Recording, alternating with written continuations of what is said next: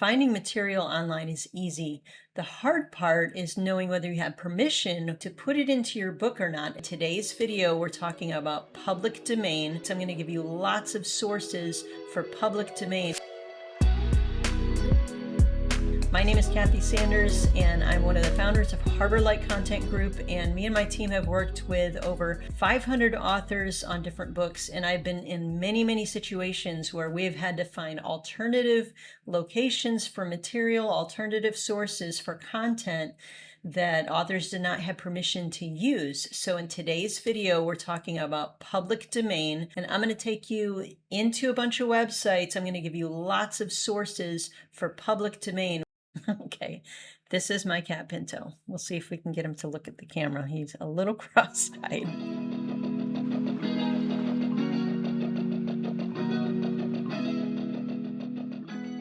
When you see something that has a Creative Commons license, now we see this all the time online, we're getting ready to go to their website and check out what these licenses are. Creative Commons is usually not public domain. It's copyrighted material that the owner has given permission in advance for you to use, as long as you follow the specific license that is on that piece of information. So what I'm going to do is, can't see over you, Pinto.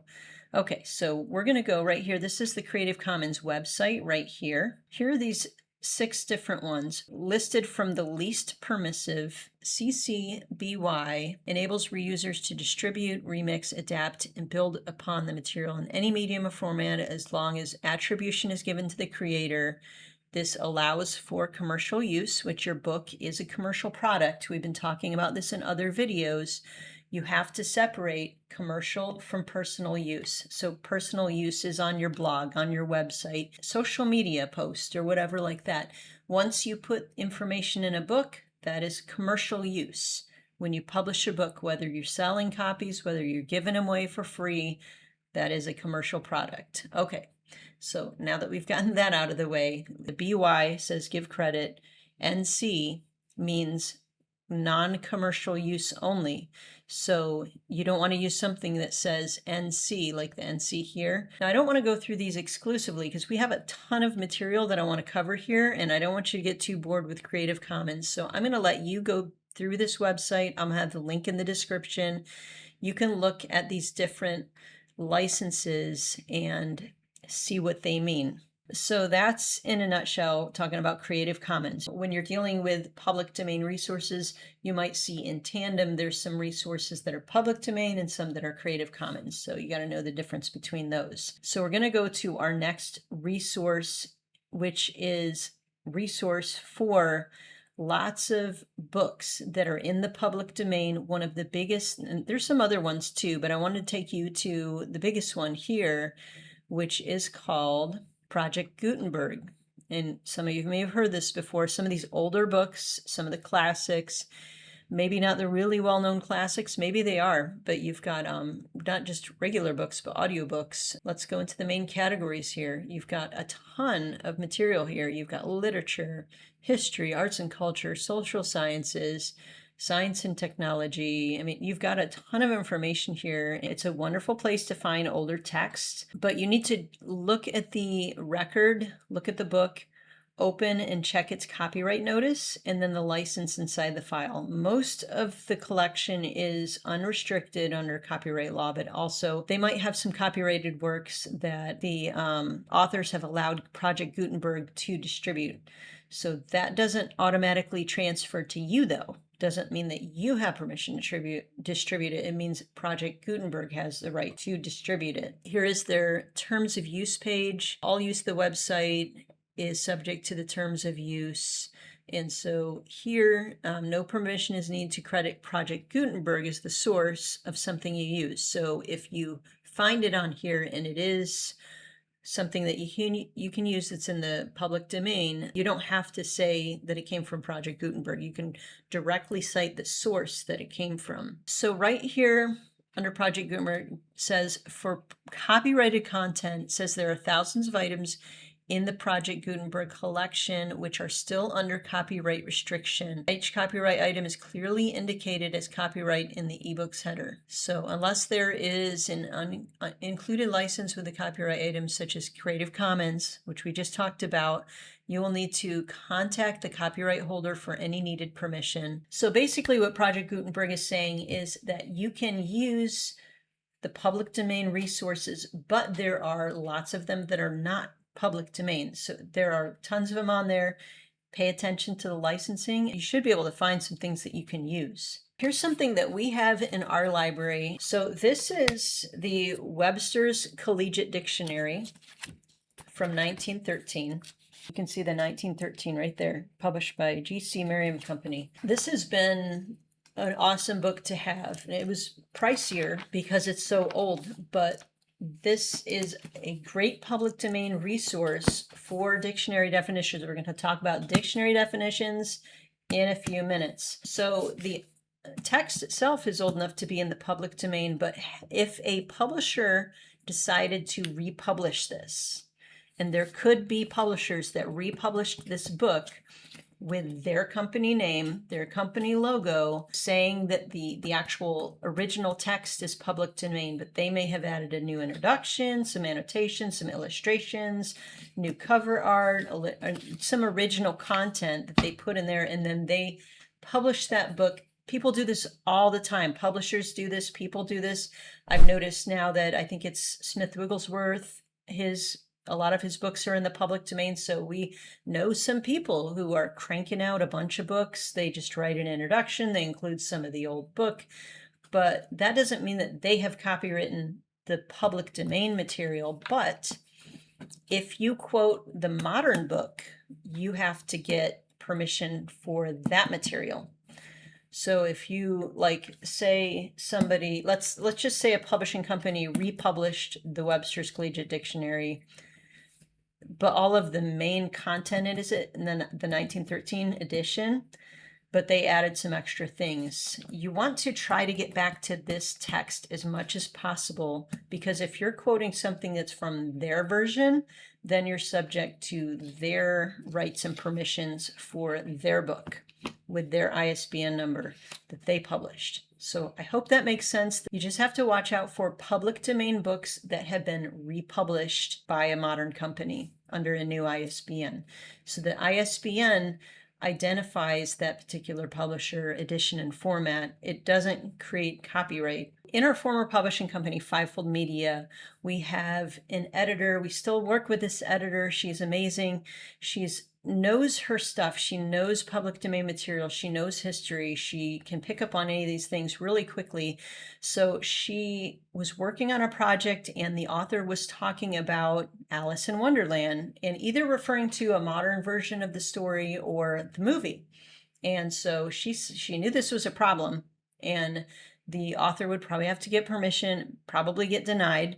So she contacted me, and I contacted the author and said, hey, there's the original version of this story. It's got a different title, but it's by Lewis Carroll, and it's in the public domain. So if we can just change a few things to line up the quotes that you have in here with the original public domain book, you don't need to worry about getting permission for this, because this is still the same content. It's still the same message, but we're using the public domain version. So there may be times when you can use a public domain version of something that maybe you were trying to make an illustration of something that you're talking about with a modern day thing. If you can find a public domain source for a story or whatever, then that's going to eliminate the question of, do I need to get permission to use this? Here at Harborlight, we're not attorneys. We are book publishing professionals. So if you do have a true intellectual properties type of question, you can leave it in the comments, but we may not be able to answer that. You may have to go to a intellectual properties attorney. One alternative also is that we have created a resource area on our website. It says author resources. If you go to harborlightcontentgroup.com, click on the author resources tab, and there is a public domain page. We have got lots of questions and answers. All of the links from this video is going to be at the top of that page. One little disclaimer, and I've got my cat here jumping up. His name is Pinto. You'll probably see his tail coming across the camera in just right now. Hey, buddy. Okay, so one thing you need to remember, little disclaimer here first, is that public domain does not mean found online. Something that is free to read is not the same as something that is free to reuse. So you may be online, you might find something that is public domain, licensed for reuse, or simply available for you to view. So you need to know which one that is, and we're going to talk more about how to figure out what the licensing is in just a minute. And one thing that's important to note here is that public domain applies to the original work, not to any adaptations, not to any retellings, any movies, any things that's characters, anything that's been made from that. It applies just to that original context. The next area that we want to talk about is dictionary definitions. So I showed you this 1913 edition of the Webster's Collegiate Dictionary. We've been using this over the years to replace the modern day dictionary definitions because, like I said in the other videos, if you've been watching it, the free dictionary is not free to use for commercial use. Merriam-Webster online, it is not free to use for commercial use. You have to get permission from their websites. You have to follow their terms. Now, when I was talking about that in the other video, we did have some comments, and at least one kind of rudely saying, hey, I can't believe you're not talking about Wiktionary. You don't know the main one that everybody can use for free. And so I want to correct a few things about that because, number one, I did not even see that as a reputable source. So if high school kids can get a failing grade for using Wikipedia in their essays and in their homework and stuff like that, then why should I suggest that authors who are supposed to be putting out higher level quality knowledge for a professional book, I wouldn't dream of telling them to use Wikipedia or Wiktionary because that is, yes, it's out there an available source. It's not necessarily free to use for all of the terms. There might be people who have copyrighted some of their definitions they put in there, and so you have to follow the licensing that's attached to that definition. We're going to take a look at Wiktionary right here. And we're going to look at their terms of use here. Now it does say you're free to read, print, share, reuse, contribute, and edit. Anybody can contribute and edit. So this is another reason that I did not tell you about this resource, because if anybody can just submit a definition, who says it's correct?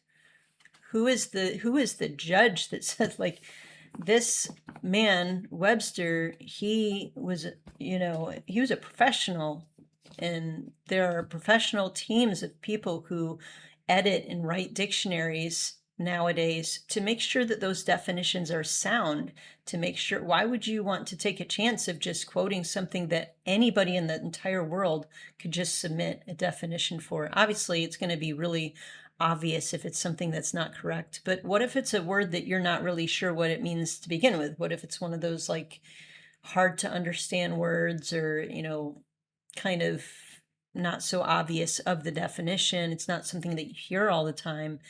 How are you going to really know that that is a correct definition if anybody in the world can either contribute or edit that definition? So this is one reason why I did not make it. I didn't even talk about it because I didn't honestly consider it to be a reputable source. It might be a good starting place, but honestly, I think for definitions, if you don't know if you can get permission from whatever place you're going to use it, just put it in your own words. What's wrong with saying something like, the word grace reminds me of, or when I hear the word grace, blah, blah, blah, you know, and that you give your own, you put it in your own words and make sure that it's not exactly like other definitions that are out there. With that said, we are still on the on the hunt for a reputable online dictionary that is free to use for commercial use. So if you have gone there, if you have checked the terms of use and it says that it is free to use for commercial use, you're going to see a lot of the same wording here in some of these other websites that we're going to be going to. But if you know of one, please put that in the comments. I would love to know and share that with the other people who are here. The next section is Bible versions. I'm sure there's more public domain Bible versions. We're going to look here at Bible Gateway first, and we got the American Standard Version. You can see right here the copyright information. So, and then another one is the World English Bible. That is another one that is free to use. And to find any of these versions, you can go to Available Versions under Read the Bible, and then it's got a list here. And I showed this on the other video that I did of where to go to get permissions for things in your book. But you can go to any of these here. And for instance, so a lot of these Bible versions have pretty liberal allowances for being able to quote things. For instance, let's just look here at the New King James Version. It says the text can be quoted in any form. That includes print for books, up to and inclusive of 500 verses or less without written permission, providing they do not amount to a complete book of the Bible. So if you're going to do the entire book of Jude, which is one chapter, or I think 3rd John or something is just one chapter, so you can't do entire chapter. And as long as all of the verses that you quote don't account for 25% or more of your whole book. So for instance, if you're doing a scripture guide or a really in-depth Bible study, then you'll want to use several versions. No, don't just pick one, because you'll probably go over estimation of 25% or more. And I've talked about this in the other videos, but the King James Version is public domain in the US.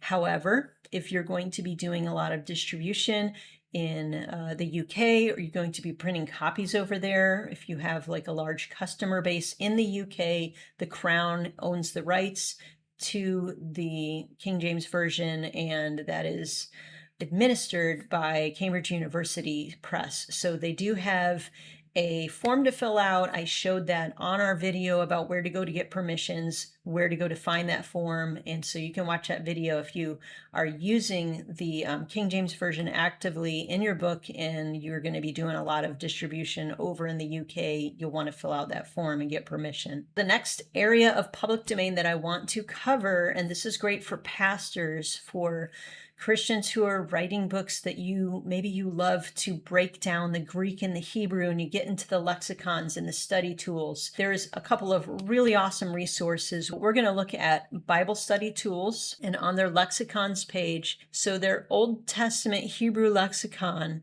if we click on it here, we're going to see a little note down here. These files are public domain. So right off the bat, we see that we can use these. And then also the New Testament Greek ones that it uses here. All of these here, these files are public domain. Next tool that you can use is the Blue Letter Bible. And some of you may have their app on your phone. I suggest you try using it on your desktop if you haven't yet, because they have this nifty Cite This button right here that you can use to quickly cite any page that you're on in Chicago style. So this is huge to be able to keep your footnotes or your endnotes, whichever one you're using, to comply with Chicago Manual of Style, which is the standard for book publishing and how things should be styled. So here we are in Blue Letter Bible on the permissions page. So if we scroll down here to where it says sharing content for profit-related activities. So this is talking about commercial use, profit-related activities. So users have permission to cite and provide excerpts found on the BLB for use in profit-related activities such as the publication of books, media, and other resources. Users must request permission to use significant portions of resources over 500 words. Such permission must be granted by Blue Letter Bible or outside teachers, authors, and ministries as stated in the sections below. And so you can come here and you can look and see what they mean by that. But basically, you've got up to 500 words that you can use from the Blue Letter Bible. And let's just go here to John 3:16, because if you've never used Blue Letter Bible, this is a really, really cool tool. So I'm just going to click on this verse here. For God so loved the world, is breaking it down in all of the Greek words here, because it's New Testament, so it's going to be Greek. It shows you the Strong's number. It shows you all of the inflected roots, the translated. It's got all of the information here. So let's just click on, let's see, world, the word world in Strong's. And so that's cosmos is the word in Greek. And so you've got all of this information. So if you use some of these definitions here and you want to cite it in your book, you just click this Cite This button. And then you come down here to the Chicago format right here.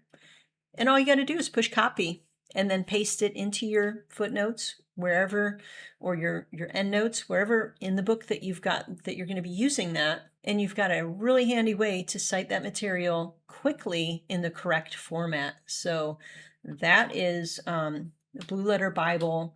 Some great resources there. These are public domain resources that Bible Study Tools and Blue Letter Bible makes available to you as an author. The next area that I want to talk about is public domain images and things that are free to use without having to purchase licenses. Now this is big if you're looking for images for your book cover. Maybe you have images or graphics, illustrations, things that you want to use inside of your book. You have all kinds of things at your fingertips that you can use that you don't have to even give attribution for.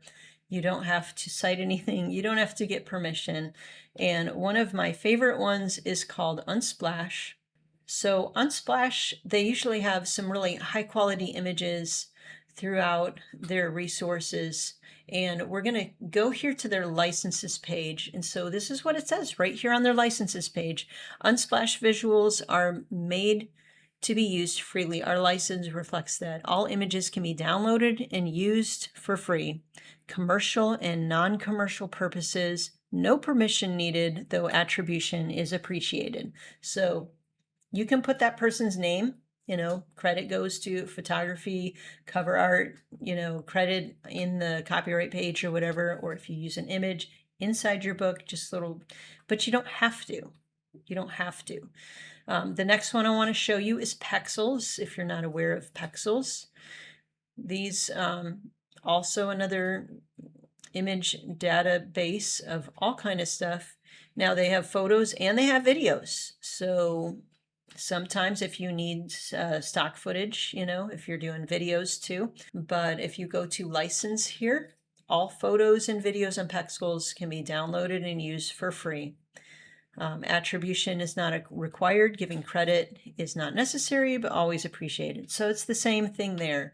And then the other one that I wanted to show you, this is Pixabay.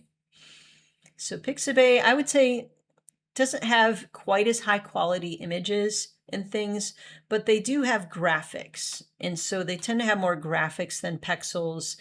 Unsplash doesn't have too much like illustrations or graphics, but Pixabay does. Now with Pixabay, okay, what you're allowed to do with the content here, subject to prohibited uses, content license allows users to use content for free, use content with having to attribute the author, although giving credit is always appreciated. And you can modify or adapt the content into new works. So, and then they tell you what you're not allowed to do. You can't sell it as your own. You can't use it in an immoral or illegal way. Just, typical stuff. The last thing I want to show you with images, I did a project for a lady back, I think I found the files back from 2000, and she had some poetry. She wanted to have pictures of English gardens, And so she asked me to see if I could find a resource for her that we could use, not pictures, but illustrations. So we found illustrations. I found a whole plethora. I found a whole website full of stuff that I'm going to show you in a minute, but we found like scientific drawings of plants and different things that she was able to like match up to fit with her poetry. This is the Biodiversity Heritage Library. It's part of the Smithsonian. And so this is one of the images that we had used. And of course I cropped it in. We gave attribution. Now to use these, you can give attribution, but the Smithsonian open access, and this is a ton of stuff here. You can download, share, and reuse millions of the Smithsonian's images right now without asking. With new platform tools, you have easier access to more than 5.1 million 2D and 3D digital images from our collections. And so this is from research centers, libraries, and the National Zoo, and they invite people to create things. And there's more information here, but I want to go to their terms of use. So there are different licenses in here. Some of them are Creative Commons, some of them have the CC0, so you can use the content that has the CC0 content for commercial use purposes without further permission from the Smithsonian. That is huge. There's a ton of resources here in the Smithsonian open access. This isn't an exhaustive video of all the public domain materials that are out there. Certainly, if you know of one that maybe you have used, or you know for sure that it's public domain, it's free to use, drop that in the comments. We would love to hear more about that. You can share that with the other viewers. If this content has been helpful, please push the like, push the subscribe, and we're going to be putting out videos. We've got a ton more coming down the pipeline. So if you have not seen this video about fair use, kind of goes hand in hand with public domain, with fair use. So if you haven't seen it yet, make sure you watch that one. It might be a little bit surprising if you have not done any deep dives on fair use and what it actually means, what it actually covers. So go check that out next. But thanks for watching, and God bless.